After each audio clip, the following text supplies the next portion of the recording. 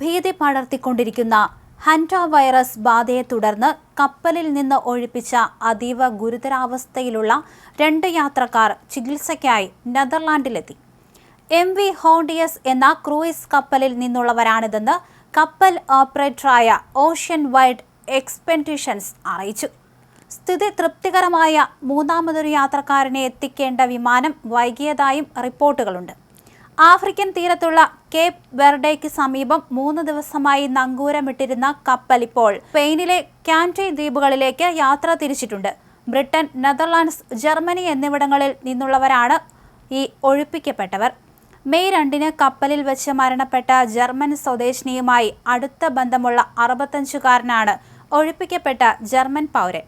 മുൻ പോലീസ് ഉദ്യോഗസ്ഥനായ 56 വയസ്സുകാരൻ മാർട്ടിൻ അൻസ്റ്റിയാണ് ചികിത്സയ്ക്കായി നെതർലൻഡ്സിലെത്തിയ ബ്രിട്ടീഷ് പൗരൻ. ഇദ്ദേഹത്തിന്റെ ആരോഗ്യനില നിലവിൽ തൃപ്തികരമാണെന്നാണ് വിവരം. ഇവർക്കൊപ്പം 41 വയസ്സുകാരനായ ഒരു ഡച്ച് ജീവനക്കാരനെയും ഒഴിപ്പിച്ചിട്ടുണ്ട്. അതിനിടെ ദക്ഷിണാഫ്രിക്കയിൽ വെച്ച് രോഗബാധിതയായ 69-കാരിയുമായി സമ്പർക്കമുണ്ടായ ഒരു വിമാന ജീവനക്കാരിയെ ഹാൻഡ വൈറസ് ലക്ഷണങ്ങളോടെ ആംസ്റ്റർഡാമിലെ ആശുപത്രിയിൽ എത്തിച്ചിരിക്കുകയാണ്.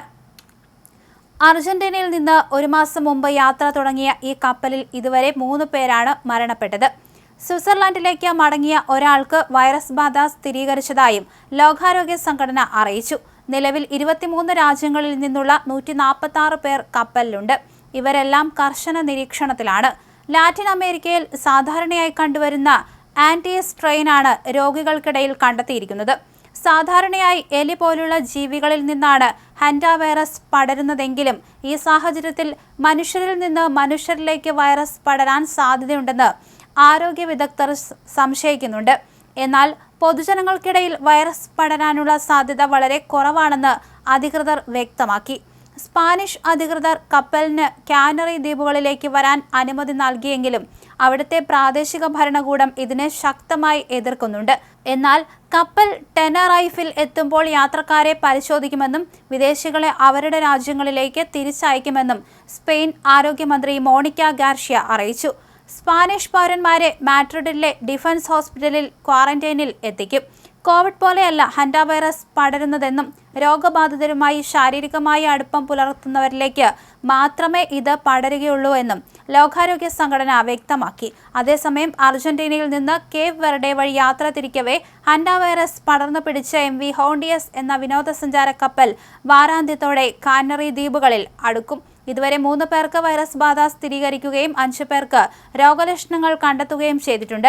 മരിച്ച ഒരു ഡച്ച് വനിത, ദക്ഷിണാഫ്രിക്കയിൽ തീവ്രപരിചരണ വിഭാഗത്തിൽ കഴിയുന്ന ബ്രിട്ടീഷ് യാത്രക്കാരൻ, സൂറിച്ചിലെ ആശുപത്രിയിൽ ചികിത്സയിലുള്ള സ്വിസ് പൗരൻ എന്നിവർക്കാണ് രോഗം സ്ഥിരീകരിച്ചത്. ഇവർക്ക് പുറമെ ഒരു ബ്രിട്ടീഷ് പൗരൻ, ഡച്ച് ക്രൂ അംഗം, ജർമ്മൻ പൗരൻ എന്നിവരിലാണ് രോഗലക്ഷണങ്ങൾ കണ്ടത്. ഇതിൽ 2 പേരെ ചികിത്സയ്ക്കായി നെതർലൻഡ്സിൽ എത്തിച്ചു. ആരോഗ്യനില തൃപ്തികരമായ മൂന്നാമത്തെയാളെ എത്തിക്കാനുള്ള വിമാനം സാങ്കേതിക കാരണങ്ങളാൽ വൈകിയിരിക്കുകയാണ്. നിലവിൽ ഇവർ ആരും തന്നെ വൈറസ് പരിശോധനയിൽ പോസിറ്റീവ് ആയിട്ടില്ലെങ്കിലും 2 പേർ രോഗലക്ഷണങ്ങൾ പ്രകടിപ്പിക്കുന്നുണ്ട്. വൈറസ് ബാധ ഉണ്ടായേക്കാമെന്ന സംശയത്തെ തുടർന്ന് ബ്രിട്ടനിൽ നിന്നുള്ള 2 യാത്രക്കാർ വീട്ടിൽ സ്വയം നിരീക്ഷണത്തിൽ കഴിയുകയാണ്.